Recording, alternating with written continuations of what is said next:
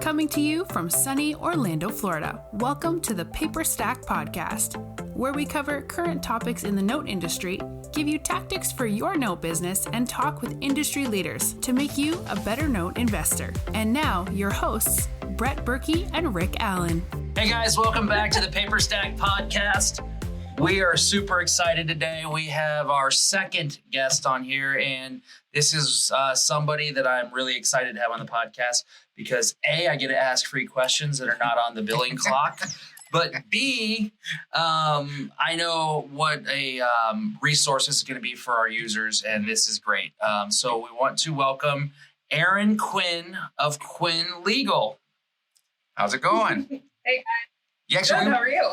Good. We actually did have a request. Someone asked in another video, hey, can you it'd be great to hear an opinion from a lawyer. So I was like, I know just the one. So that was when we reached out and said hello. I don't hear, totally reach out to an attorney. They're awesome. I don't hear that much. So that's good. No, we're good. I'm a lawyer's kid, so I have a special place in my heart for an attorney. I actually did a semester of law school, and I met my wife while I was in law school, and that quickly took a turn for I'm not doing law school. I think I'll go do real estate. So I didn't know that. Yeah, I did. I went to that was me with the bar exam. I graduated law school and then met Bobby, and I did not do well in the bar exam the first time because I was too enamored with my wonderful husband. So there you go. But I made it through school. Yeah, it is. You know what? It's funny. The first classes I took where I did criminal defense, but also methods of exchange. So reading the UCC, which is not fun. It's very dry. It's a book like that thick, and you can see through all those pages. So they're like the pages are that super thin stuff. Oh, geez. To where it's like it's so dry. Yeah, that doesn't sound fun. Nova, Southeastern. Okay. So I had their summer program. Like you went there and met your wife, and that was your purpose of going to law school, and then now you're doing I guess. Yeah. Yeah. I'm super fortunate though. Yes, exactly. So what was she doing there? No, it was they do like a summer online program. You take I think it's 3 classes. Was she in college there? It's an online. Oh. Well, that's how did you meet her? Yeah, so no, she was, I won't say where she was working. I was working in the restaurant industry, and she was too. She was working in a restaurant, so we met that way. But yes, that's how I met her. And I was in school, and so I really liked, criminal defense. I think it was called criminal defense. It was criminal something. That was actually really interesting. Method of exchange was horrible. But we're not here to talk about me. Erin, we're here to talk about you. So excited to have you here. Tell a little bit about you. Tell us the story. I know you just have Quinn Legal now. And I know there was a little bit of you've been through a few firms, like owning your own firm. This is not the first time. You kind of bought somebody else. So tell us just a little bit about you so the users or the listeners know who you are. Absolutely. I can talk about myself all day, so you guys are good. Yes. So I actually knew I wanted to go to law school when I was 3 years old and or be a lawyer, I should say. And I threatened to sue a kid on the bus when I was 5. And I decided sometime in high school that I was like, why do I know what I want to do with my life? And none of my friends do. The valedictorian in my class wasn't sure what she wanted to do when she went to undergrad. And so then I was like, well, maybe I'm pigeonholing myself and I should really look into being a doctor. And then I got to organic chemistry and I was like, not meant to be a doctor. Mm-mm. Criminology, criminal law, super exciting for me. I still watch the First 48 religiously, unfortunately for my husband.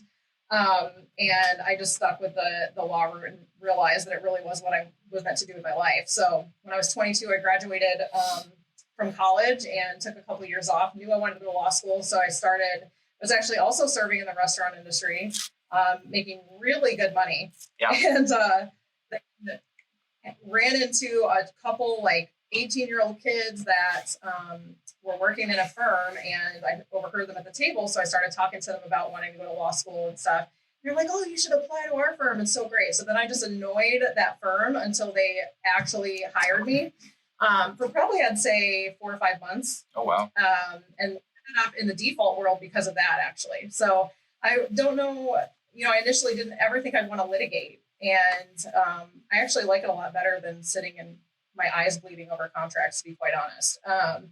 But I ended up at that firm as the receptionist and kind of just worked my way through it. And then once it was time to go to law school, left to go to law school, worked there on my breaks. And then from there, everything has been very relationship driven. So that first firm was a Chevrolet and Associates, which eventually became Ron Wolf and Associates. And Andy Fivecoat was my boss there. And when he left, he went to Albertelli Law, which is another big local firm in Florida here, and several places around the country now.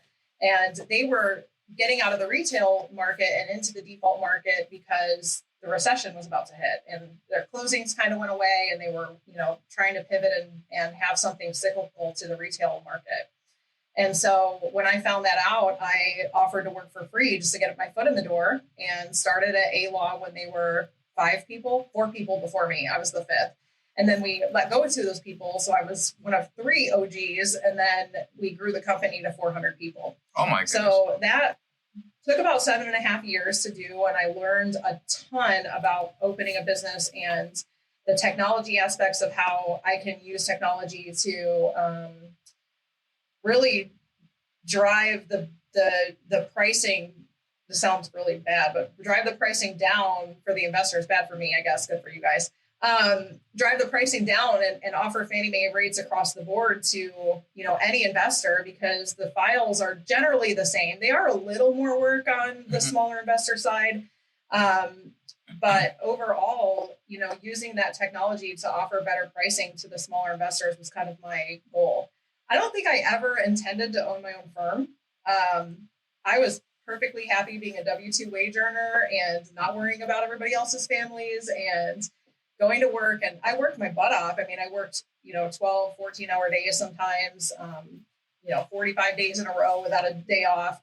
And, really was trying to get on the partnership track at that point. But, some things happened and it made me realize that wasn't what I was meant to do. And somebody reached out to me and headhunted me, asking for my resume because they wanted to hire me to start their firm. So I went through a process with them and ended up opening that firm, which was eventually, when we were about 15 people, which I would have stayed there forever. We were about 15 people when McCall Raymer acquired them. Oh, wow. So when they were acquired, I had a client that did not want to go to another big firm, and they were a decent sized client for me, and they wanted to stay with me.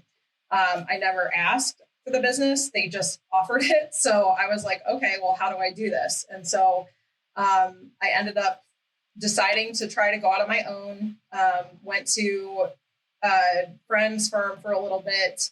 We tried to mesh our business lines and it just wasn't really happening. Okay. They're very hourly billing driven, where, default is very percentage, milestone, weird time frames, net 60, net 90 payments. They're used to net 30. And we weren't able to really assimilate the firm very well. So I think it was probably about 6 months when I just went to him and said, hey, I feel like you feel the same way as me, so let's talk about it. And we ended up agreeing that it was, a time to part ways. So at that point, I reached out to my mentor of 18 years, Robert Bowen, to start the firm, or to basically ask his advice on my next step, honestly. And he was like, why aren't we starting a firm together?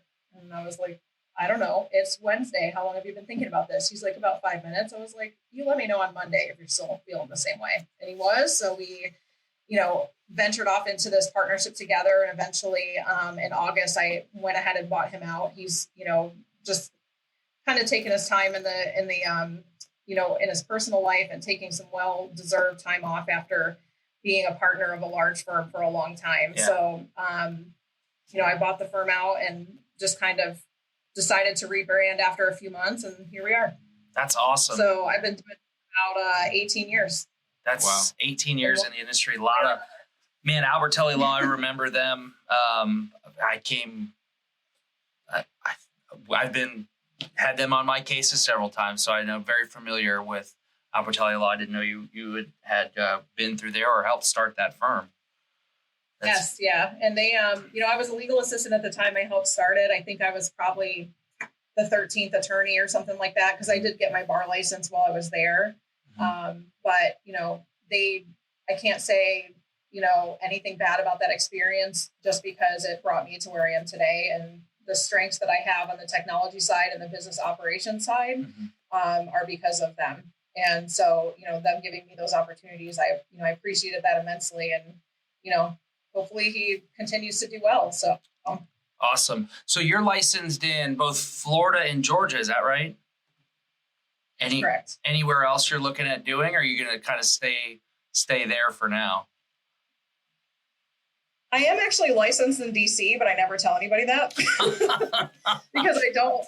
It's not, Florida and Georgia they're both here. And, I have to eat the elephant one bite at a time here. So we've got Florida and Georgia working house. I've also got bankruptcies and evictions.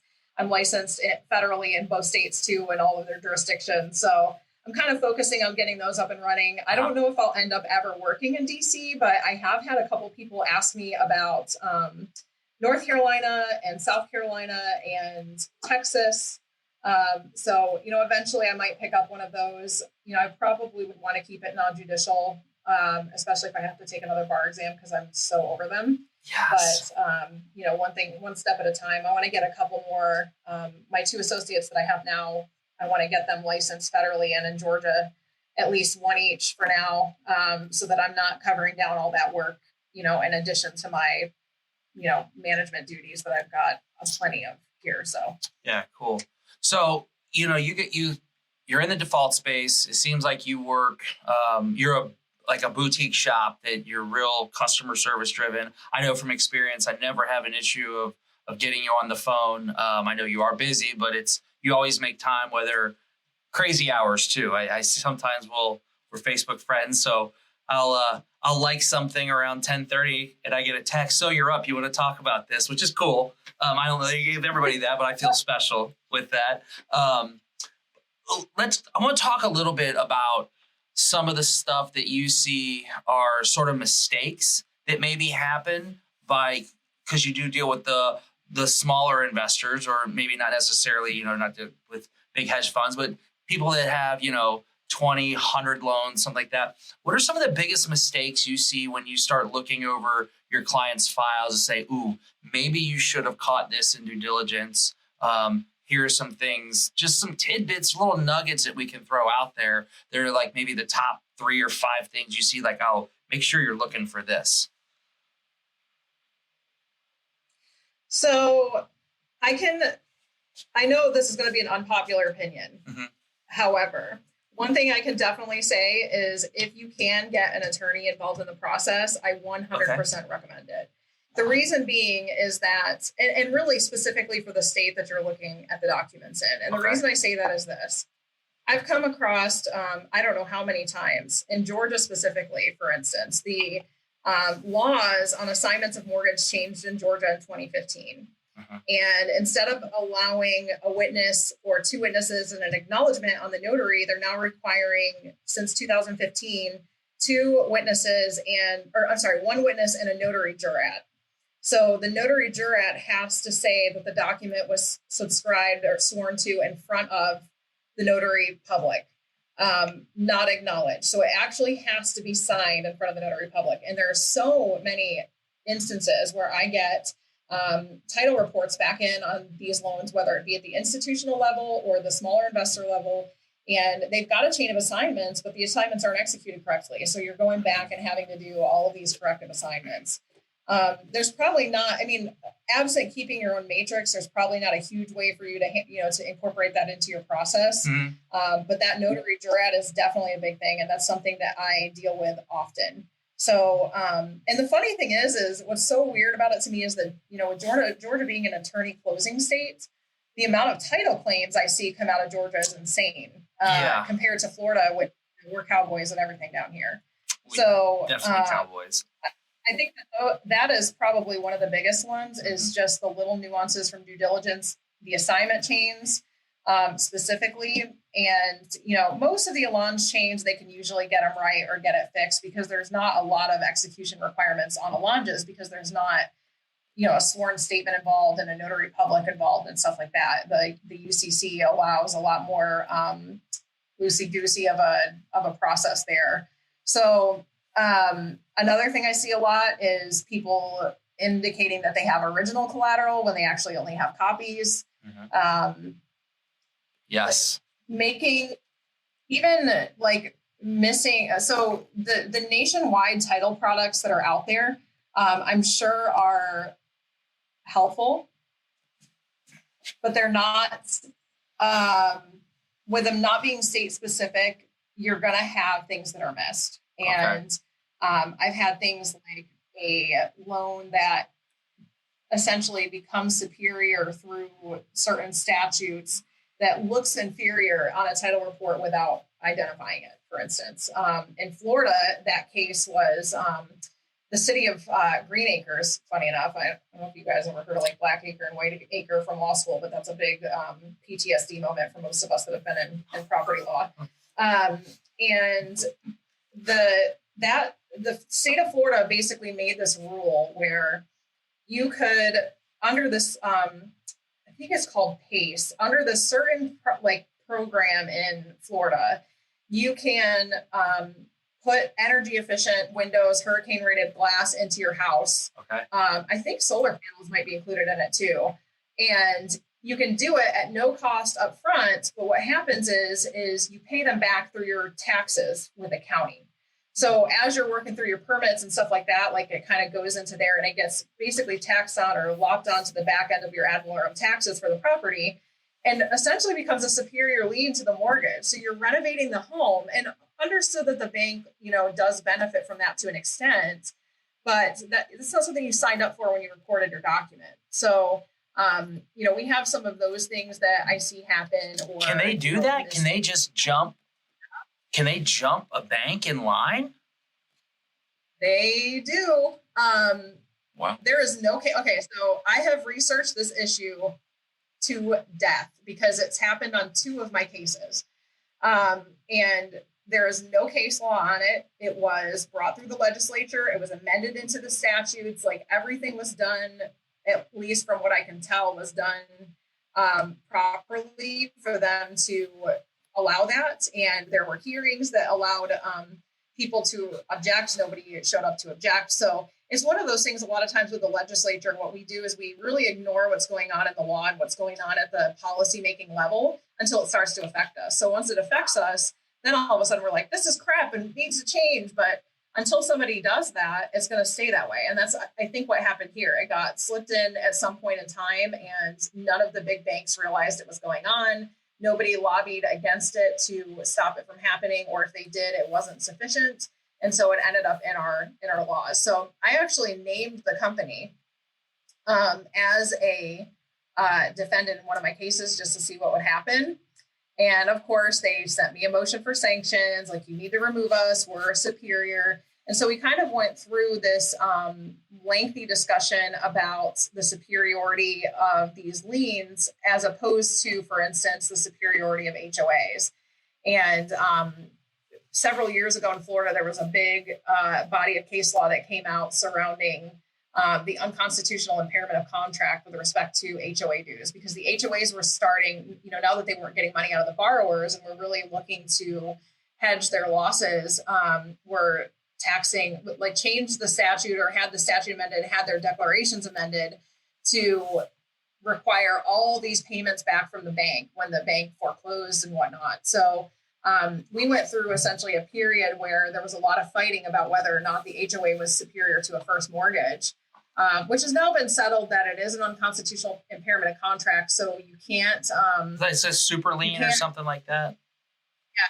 Yeah, similar, yes. So basically they said the HOA can't become a super lien on contracts that already existed. So anything new now, they are subject to the statutes, which does limit their liability to 12 months, depending on the condo HOA situation. But there's very specific requirements for it now. So most of them basically end up smack in the middle of a first and a second.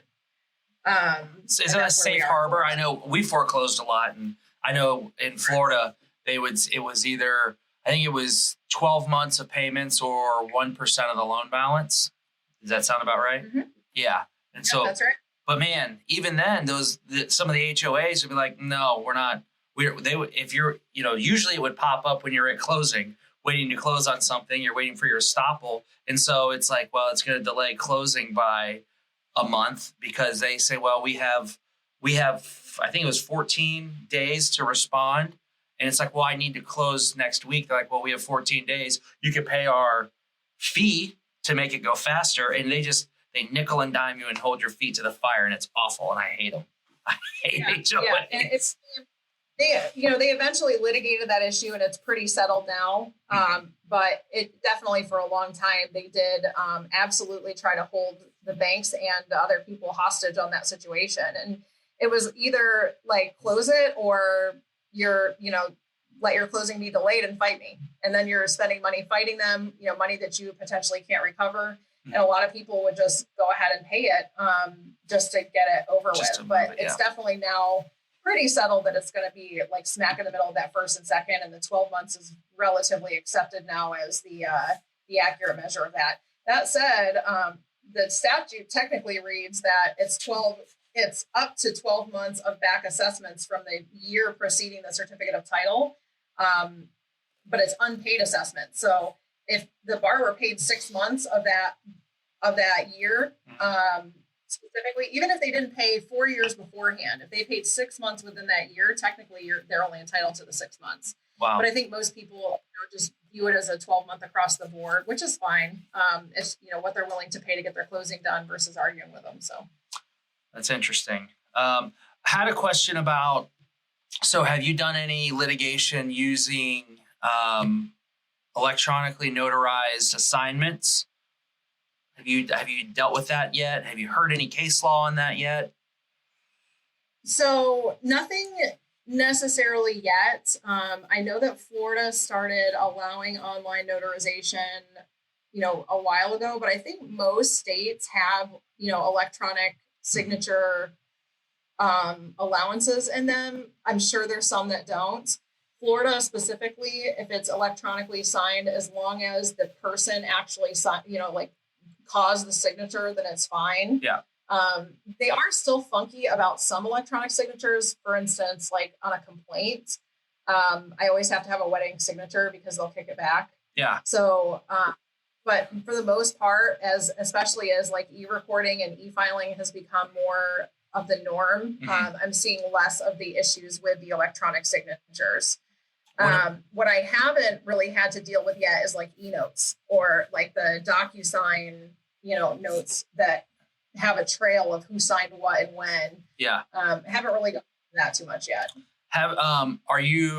What about the allonge? I know definitely most of the time people want wet ink notes. How about the allonge? Do you feel comfortable with a digital signature? If you're going to litigate that, you're like, look, I'm okay with a digital signature. If it's their signature, it's matching, good to go.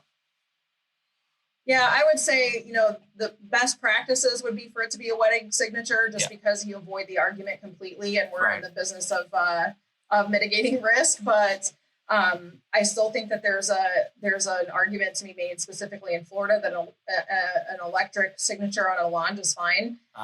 Endorsement stamps, if you have a stamp with your signature, you can stamp it. What's the difference? As long as you are doing the action that's causing that endorsement and you're not, my stamp was stolen or my, electronic ID was stolen online, then I think that you should be good. And the good thing about Florida law too is that any signature on a document or any attempt to sign a document is considered authentic unless the defendant any original signatures anyway, I should say, are deemed authentic and can't be, what's the word I'm looking for? Like can't be controverted unless there's specific evidence to show a fraud.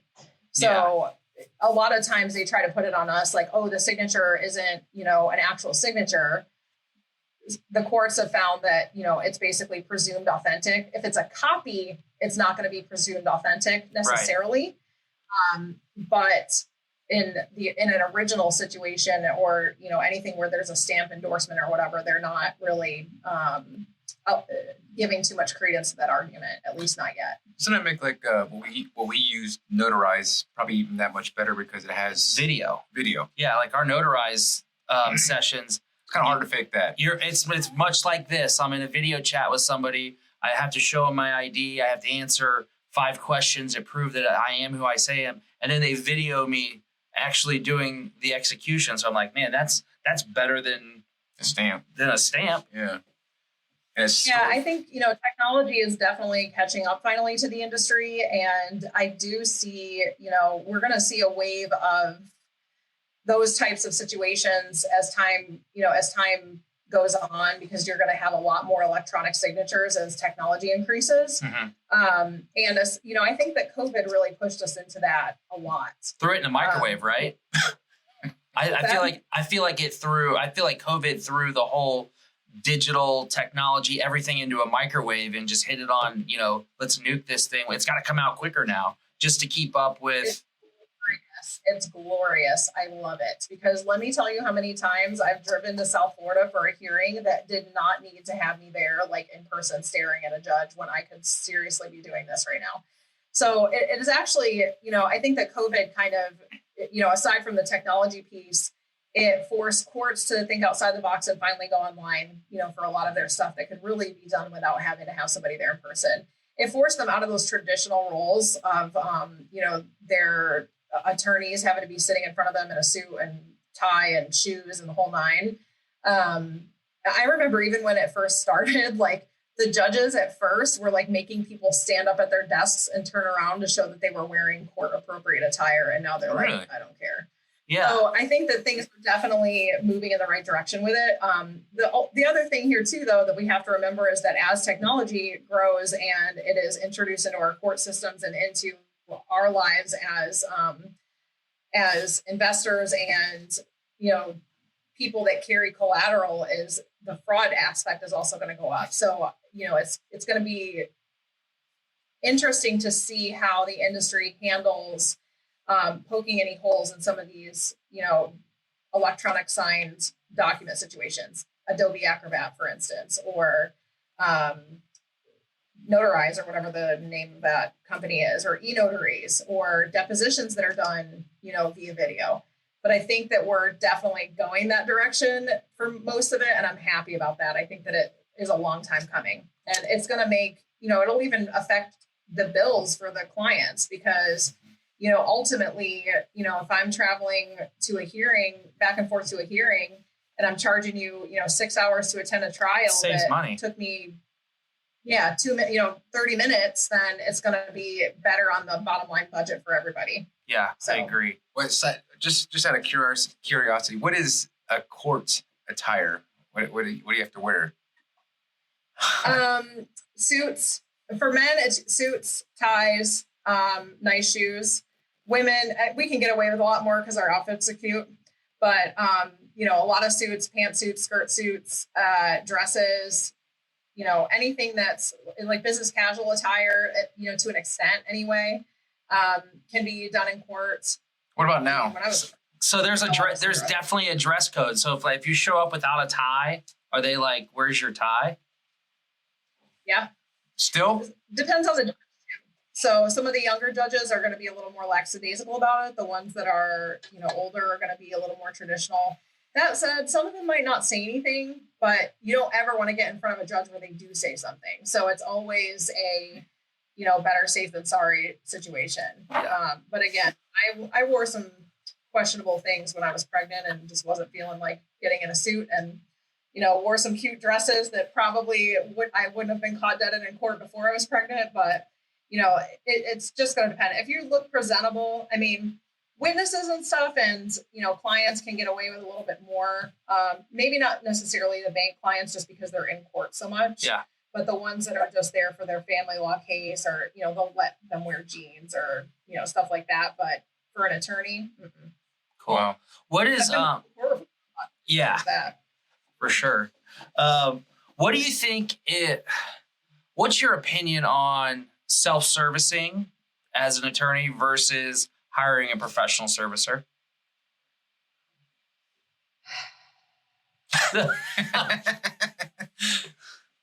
You hit a chord a little bit. So I'm not a big fan of self-servicing, not gonna lie. Here's why. Number one, there's a lot of compliance. Servicers handle all your compliance for you. CFPB rules, Dodd-Frank rules, all that stuff. Perfect. They deal with it all. They send your notices. They make sure that their systems are updated timely. There's not all the nuances in the foilables. It's a crazy lawyer word, but all the foilables associated with I'll do it later. I've got 20 notes and I've got to put all these payments in, but I don't have time right now, so I'm just going to write them all down and put them in later. Things like that. So the records become very spotty / potentially inaccurate, and I hate that. So I do deal with that a lot now with the smaller investors, because they think that I can totally just accept payments every month. It's fine. Yeah, it's all fine and dandy until you want to sue them. And then all of a sudden you don't have a payment history. Right. So the amount of loans that I don't have a payment history on for the past year or 6 months or whatever is insane with some of these smaller investors. And that's absolutely a death sentence in Florida. So I prefer, and especially say that one more time. I understand.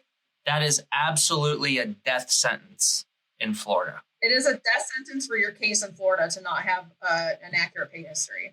Okay, go on. So I say that there are obviously caveats to that. I file cases without that pay history, letting the client know what the deal is, because it's a proof thing at trial. So what your goal is, if they start contesting, you settle it.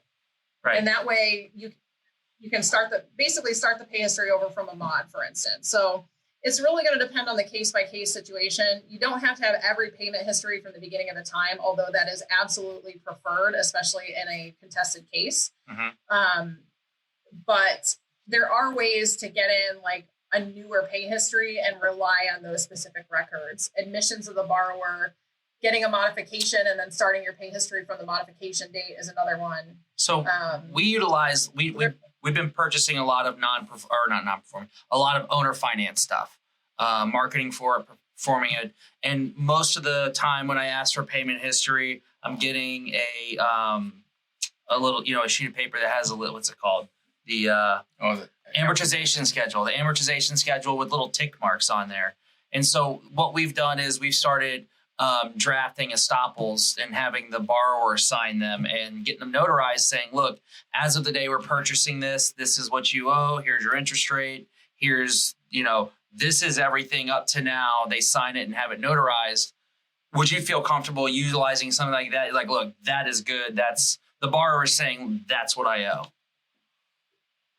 I feel comfortable presenting that to the court. Absolutely. It's an admission of the debt. I would say in that specific scenario, having the owner finance pay history with the little tick marks is awesome, because even if it doesn't have the actual figures themselves, it does show that they made the payments. So another way that it could be done is you can just cut it off. When you purchase it, for instance, if there's, missing pay history, you just make sure that wherever the payment history ends, that person was current. Okay. So if they were current at that point in time and they defaulted while there was a pay history, or they defaulted while you own the loan because you brought it current when you bought it, for instance, then I think you can do that as well. Okay. So there's definitely ways around it. It's just not an ideal situation, but I agree. I think that having the borrower sign that admission, if you, in the absence of nothing else, isn't a bad idea to do, because at least you've got something where they agreed with you that that's what they owed. Okay. And there, cases too where statute of limitations. That's what I was going with my next question. Yeah. So we've gotten, the borrower to mod and extend it. So that way, even though statute of limitations ran, they just basically reaffirmed the debt by signing the mod. And that allows the creditor to then proceed with an action if they default on the mod. So, but on that issue, though, on the statute of limitations, not to change the subject, but it actually goes back to your first question, too, is one of the things that I've seen even experienced investors do is rely on the tapes for their modification or their maturity dates. They look at that. Okay, boom, boom, boom. There's no maturity date issues here. We're done. And then I get the paperwork in to start a foreclosure. And I'm like, where did this maturity date come from? And they're like, I don't know. I thought, it was in the records of the bank. Well, okay, that's great, but where's the document? Because the maturity date has to be, at least in my states, in Florida and Georgia, has to be of record. So it's got to be recorded in the public records. Mm-hmm. So I have a case right now where the loan matured and the statute of limitations ran well before our client purchased the note and mortgage. It got to our office and I was like, you have a mod because this doesn't match the date on I think it was Georgia, so it's a security deed. And they have no indication of the modification, like a written signed modification. And the prior servicing systems basically say something along the lines of, oh, we just gave them the most favorable terms. And that's all it says. So it's very important to make sure that whatever the maturity date is, you have a document that supports it. In Georgia, for instance, you would have to record it, or else, because Georgia's reversion statute essentially says, like, if you don't file suit within X period of time, the property reverts back to the grantor and it's just gone. Like there is no, like, unless they reaffirm the debt somehow, there is nothing there. And you have to record it before that time period runs. So in my scenario with my client, if I have the modification and I had been able to record it within 7 years of the maturity date on the security deed, he would have been fine. Because at that point, there's something of record saying, yes, they owed it. But it's been 10 years, nothing's recorded. I have no copy of a mod to record. It reverted, 3 years ago to the grantor. Like he's in a situation where he's got to try to get them to reaffirm that promise in order to really enforce that debt. So in that case, it's always good to have an attorney in it, just because usually you can, as soon as they lawyer up, it's like, thank God I could potentially modify this if the lawyer isn't really looking too much into, the technicalities of getting out of the debt. So if you record the mortgage in Georgia, though, the deed of trust in Georgia, you do have the maturity date on that. If it's on the document. Security deed will have a maturity date on it, but if you extend it in order to keep it as a lien on the property, you have to record that as that. Mod. Oh, okay, I got you.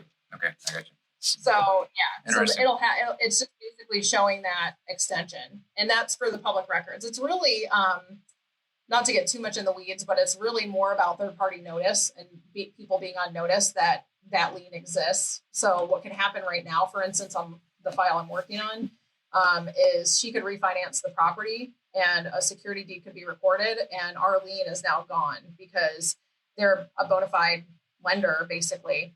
And we didn't record the modification time, or my client didn't record the modification timely, or his predecessor. So they could lose it. So.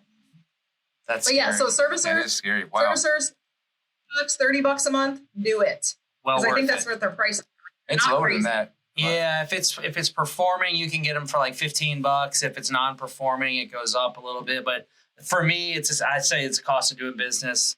If it's going to non-performing, you have to look at it and say, I mean, that's when you're gonna really find their worth, because that's when you're going to court.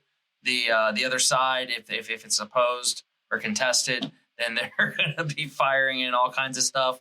They're going to be asking for the fact that they just even keep up with the compliance laws and stuff like that. I mean, if you think about it, when you initially start servicing the loan, you've got to have a hello letter, and it has to be within a certain time period. Yeah. If you are reaching out to them about the debt, they have to have an FDCPA, letter at some point in time. If they request verification of the debt, you have to be able to deal with that. And these servicers are built to deal with all that kind of stuff. If you sell the loan, they can, generate the docs for you. Or if they sell on Paperstac, you can generate the docs for them, by the way. So I think that, those aspects alone, but then think about it. Every year on anybody that has an escrow account, they have to have an escrow analysis done. You've got to worry about compliance with the escrow rules. So there's all these state and federal guidelines that the servicer will basically handle and deal with for $15 a month. I mean, we're talking like, I don't do math very well. I'm an attorney, not a mathematician. Like $250 for, a year. Like, seriously, not even a payment on some of these things. So, It's right especially with the fur. Yeah. So It's well worth it. So I threw that out there as one because I knew, I was like, I tell people all the time, like, don't even bother doing it. Just pay the money. It's so worth it. So I wanted to make sure. I wanted to see your reaction. $300 a month. Okay, I get it. But $15, man. Yeah. Don't they also have the insurance too, right? They have the forced place insurance. They usually have policies lined up to where you can go under their umbrella. Yeah. So I mean, even if you didn't, and still wanted to get the insurance, it's going to cost you more. You're like, so that's a no-brainer. And even the phone calls they have to take, processing payments every month, logging those payments, figuring out all the calculations, making sure the interest rates are adjusted when they're supposed to on things that are needing adjustment. Handling mod docs if you have to mod, they can do so much. And, not every servicer is equal. Obviously there's some that have better documents than others. And I always recommend using an attorney so you know what you're getting yourself into in that situation. But yeah, absolutely. It's worth it. 100%. Cool. So we're actually running a little out of time. I want a couple more things. So services that you offer obviously initiating foreclosure, litigation.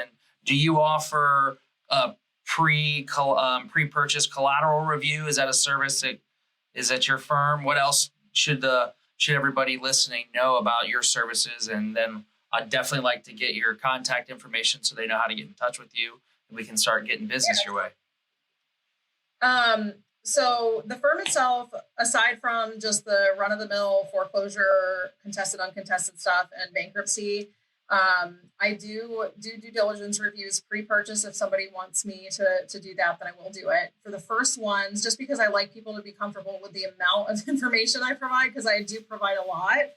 I do only charge them $100 for the first batch that they send. So if you send me 10 loans tomorrow to do due diligence for the first time, it's going to cost you $100 a piece, just so you feel comfortable with the investment and you can see the product before I then start charging you $300 because it's way more work than $100. Okay.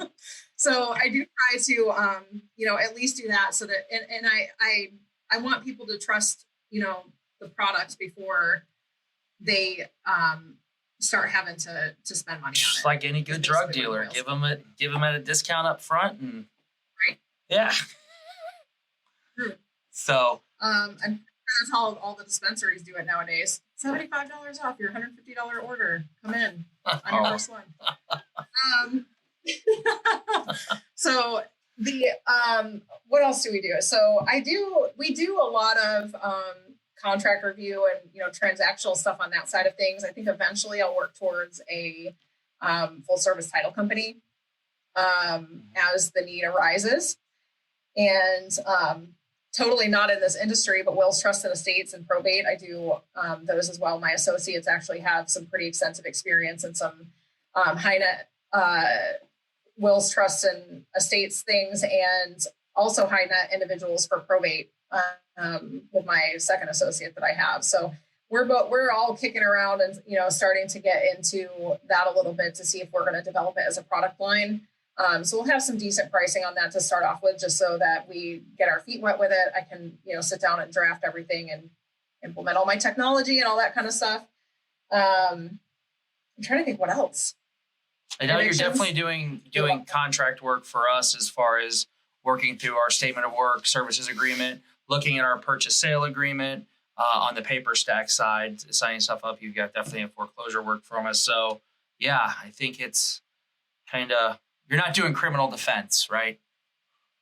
No. Okay. I don't deal with people problems. I'm not a people problem person. Business problems are okay. I don't like emotion involved in my business decisions. And so I just can't fight over chandeliers and dog custody. Perfect. So we'll keep it to business problems, Quinn Legal.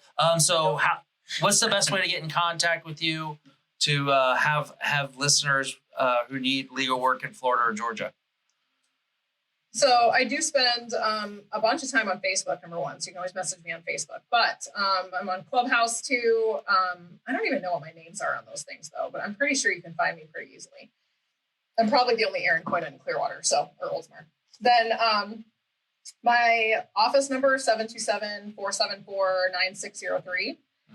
My cell is 813-992-5778. And my email is equinn@legal.com.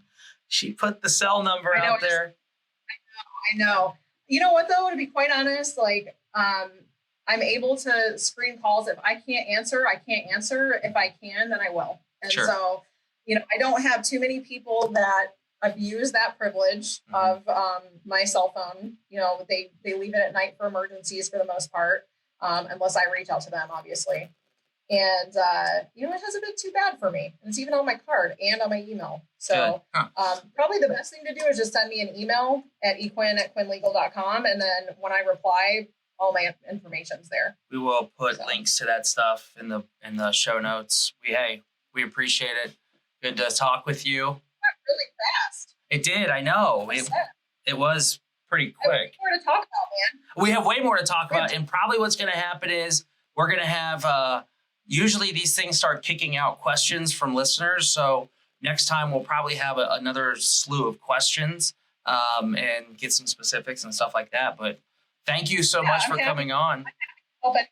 I mean, nothing I give you guys, like the more that I can provide you guys and the more tools I can give you to help you in your business, the more it helps me in the long run. So, you got a ton of free legal advice the past hour and I have more anytime. Awesome. Cool. Well, guys, listen, that was it. Erin, Quinn Legal. Come back. Check us out again. We'll be back next week. Hope you enjoyed this one. See ya. Cool. Bye, guys. Cool. See you later.